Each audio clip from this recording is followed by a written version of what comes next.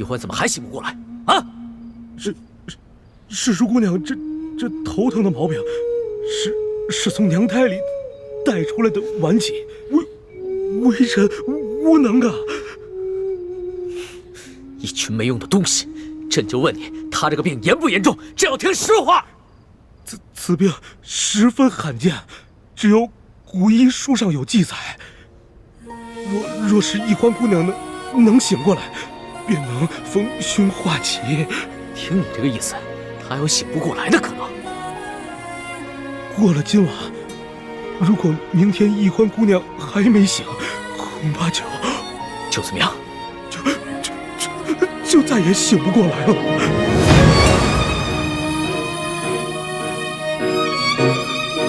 让你们太医院去会诊！你们听好了，他今天要是出什么事，你们这帮人一个都活不了！滚！是，这药呢？还没煎好啊！快，给他喂上。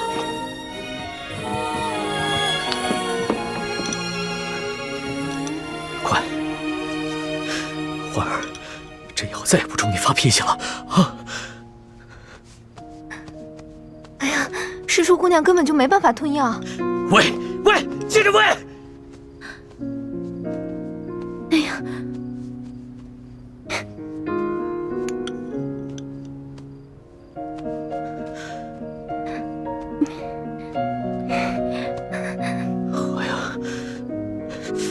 行了，走，不要给我。是。欢儿，来，喝点药好不好？来，欢儿，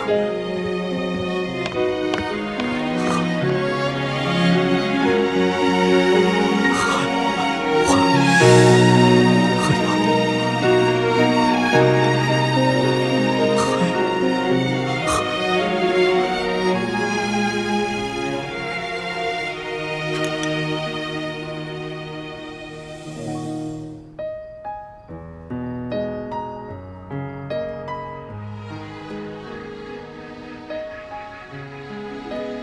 老大，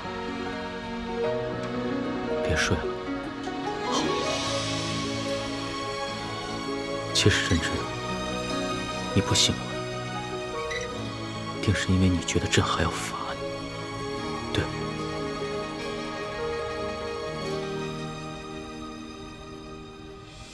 说实话，刚知道你矫诏的时候，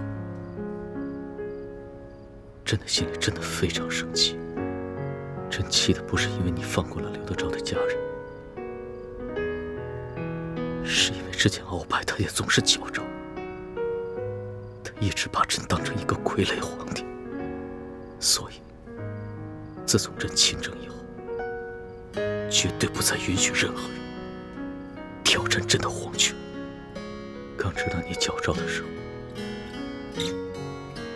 朕的心里边满是怒火。但是现在，只剩下担心，甚至是害怕。你知道吗？朕自8岁登基了，经历过无数的危险，哪怕在擒拿鳌拜的时候都没有真正的害怕过。但是这一次，朕真的怕了。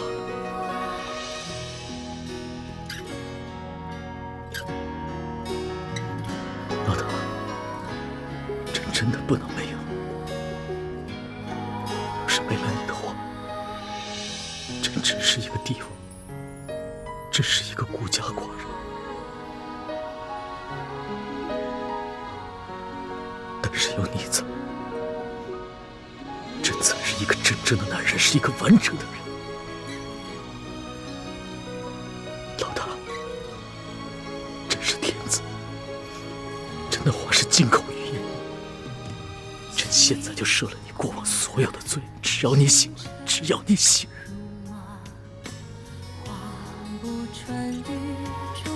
你醒醒吧，别睡。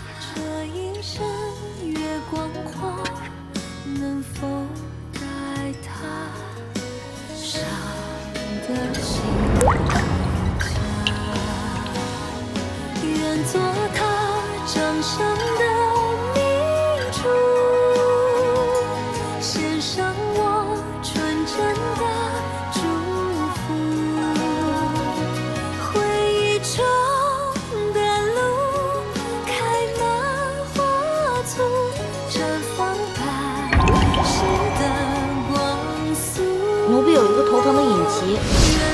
病起来吧，简直要人命。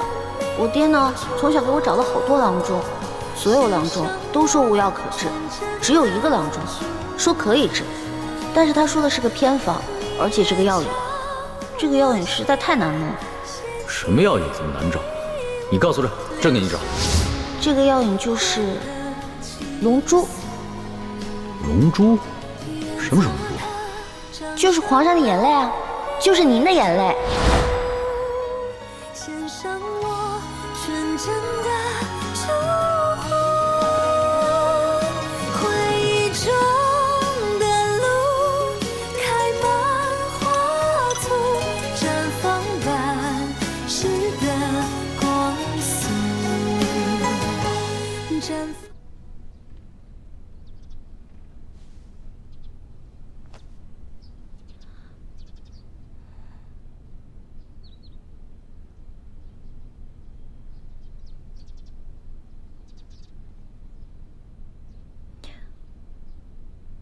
龙小弟，老大，你终于醒了，这不是在做梦吗？扶我起来。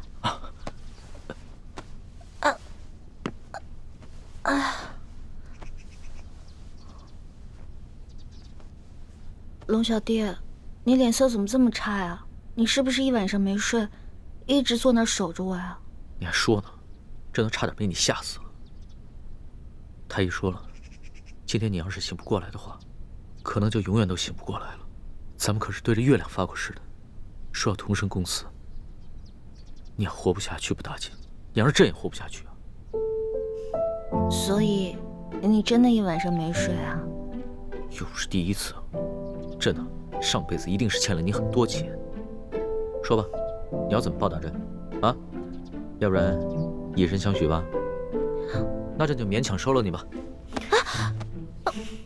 哎，什么以身相许啊？要不是你打我，我也不可能旧病复发。你居然敢矫诏，朕还不能打你一下啊？好疼呀！疼？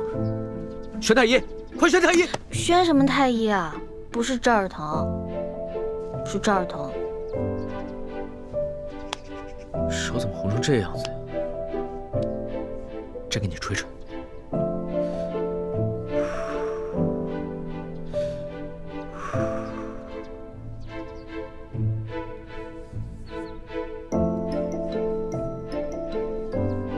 早知道你是这么个纸老虎啊，这么不经打，朕就换个法子来惩罚你。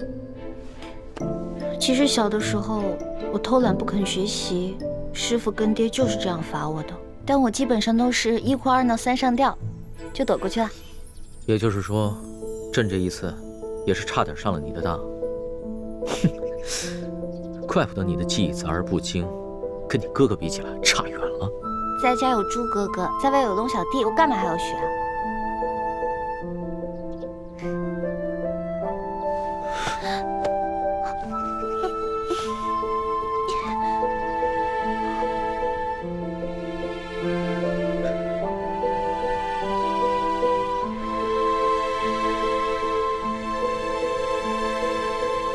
老大，你终于活蹦乱跳，又可以跟朕顶嘴抬杠，真好。猪哥哥，对不起，我是下了决心不要再理龙小弟的，可是我身不由己啊。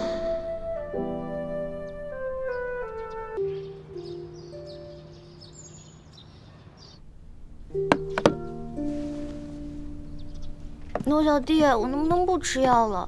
你看我好了，真的好了。不行，这是圣旨。可是我哥说这种药根本没用嘛，我的病喝这种药根本解决不了问题。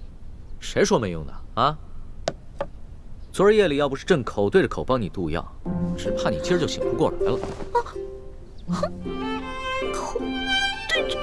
口对着口。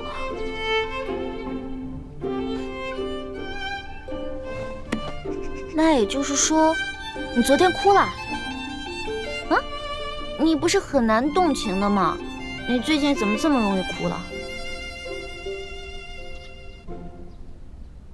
朕没哭，谁说取龙珠就一定要哭的？这你自己也说过呀，一碗辣椒汤足矣啊。哦，龙小弟，你放心吧，这碗药我一定会好好喝的。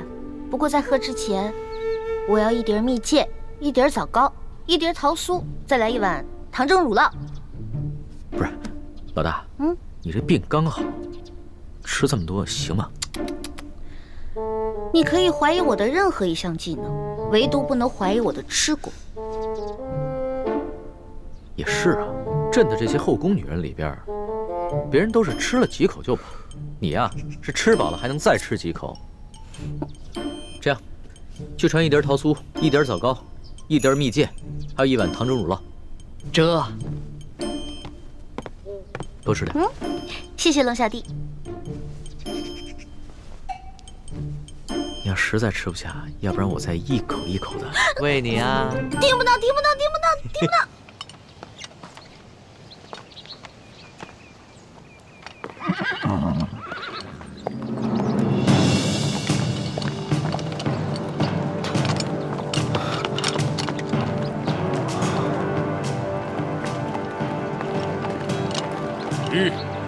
二位且慢。